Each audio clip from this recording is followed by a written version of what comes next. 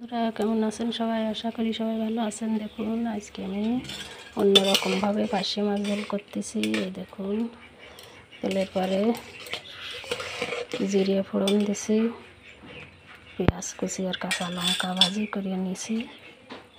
পার্শে মাছগুলো আমি ভাজি করে রেখেছি, ঝোলে জাল হয়ে গেছে। মাছগুলো দিয়ে দেবো, পরিমাণ মতো লবণ হলুদ দিয়ে দেবো, লবণ হলুদ। দেখুন কত সহজে আমার পার্শে মাছটা ঝোল হয়ে গেছে। একটু জাল হলে আমি ঢেলে নেব। দেখুন বন্ধুরা আমার পার্শে মাছটা কত সহজে ঝোল করা হয়ে গেছে। এই দেখুন খুব সাধারণভাবে ঝোলটা আমি করেছি। আপনারা এইভাবে করে খেয়ে দেখবেন কেমন লাগে, আর আমার এই ঝোলটা কেমন হলো কমেন্ট করে জানাবেন।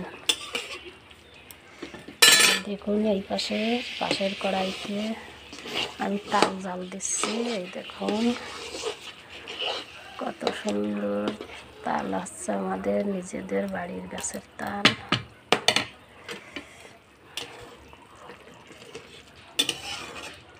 তাই আজকে এই পর্যন্ত। ভালো থাকুন সবাই, সবাইকে নমস্কার।